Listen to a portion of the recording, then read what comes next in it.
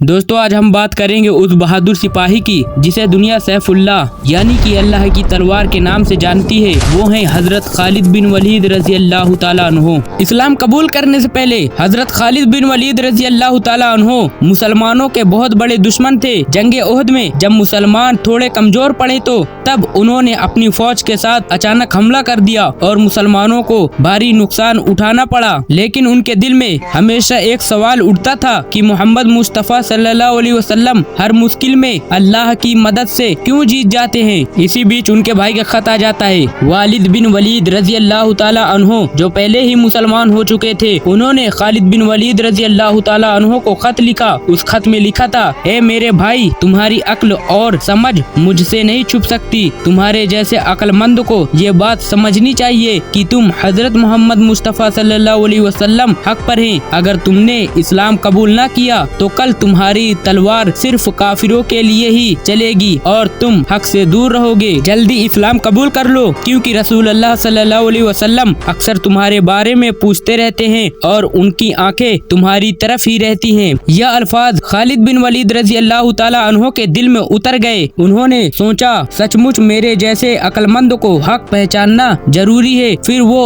मक्का से मदीना गए और वहाँ जाकर हजरत मोहम्मद सल्लल्लाहु अलैहि वसल्लम के हाथ पर इस्लाम कबूल कर लिया। रसूल अल्लाह सल्लल्लाहु अलैहि वसल्लम ने उन्हें देखकर फरमाया, खालिद तुमने देर कर दी, लेकिन अल्लाह तुम्हारे गुनाहों को माफ करेगा। उसी बीच जंग का ऐलान हो जाता है। उस जंग का नाम जंगे मोता। जंगे मोता में मुसलमानों की फौज सिर्फ 3000 की थी, जबकि रोमन की फौज 2 लाख से भी ज्यादा थी। मुसलमानों के पहले 3 कमांडर शहीद हो गए। तब मुसलमानों ने खालिद बिन वलीद रजी अल्लाह ताला अन्हो को सरदार बनाया। उन्होंने ऐसी जंग लड़ी कि 3000 मुसलमानों ने 2 लाख के सामने डट कर खड़े रहे और मुसलमानों का कुछ भी नुकसान न हुआ। उस दिन नबी सल्लल्लाहु अलैहि वसल्लम ने फरमाया, खालिद अल्लाह की तलवार है जो अल्लाह की राह में खींची गई। और जंगे यरमुक यह इस्लामी इतिहास की सबसे बड़ी जंगों में से एक जंग थी। रोमन फौज लाखों की तादाद में थी और मुसलमान सिर्फ कुछ हजार। लेकिन हजरत खालिद बिन वलीद रजी अल्लाह ताला अन्हो ने अपनी बहादुरी और अपने सिपाहियों से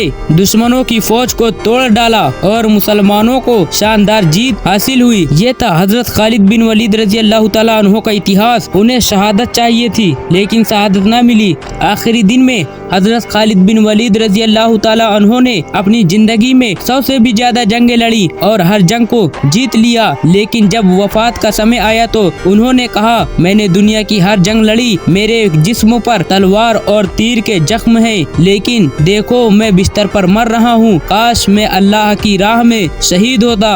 दोस्तों ये था हजरत खालिद बिन वलीद रजी अल्लाह ताला अन्हो का वाकिया। एक ऐसी शख्सियत जो कभी इस्लाम के दुश्मन थे और बाद में इस्लाम के सबसे बड़े सिपह सालार बने। दुनिया ने देखा कि हक की तलवार कभी नहीं टूटती। हजरत खालिद बिन वलीद रजी अल्लाह ताला अन्हो ने हमारे लिए एक पैगाम छोड़ा था। कहा था कि मेरा ये पैगाम मुस्लिम उम्मत के नाम, अगर मौत जिंदगी में ना लिखी हो तो मौत खुद जिंदगी की हिफाजत करती है। अगर मौत जिंदगी में मुकद्दर हो तो जिंदगी खुद मौत से जाकर लिपट जाती है। दुनिया के बुज़दिलों को मेरा ये पैगाम पहुंचा दो, अगर मौत जंगे मैदान में होती तो खालिद कभी बिस्तर पर ना मरता। अगर आपको ये वीडियो अच्छी लगी हो तो लाइक करके सब्सक्राइब कर देना और कमेंट में हजरत खालिद बिन वलीद या सैफुल्लाह जरूर लिखना।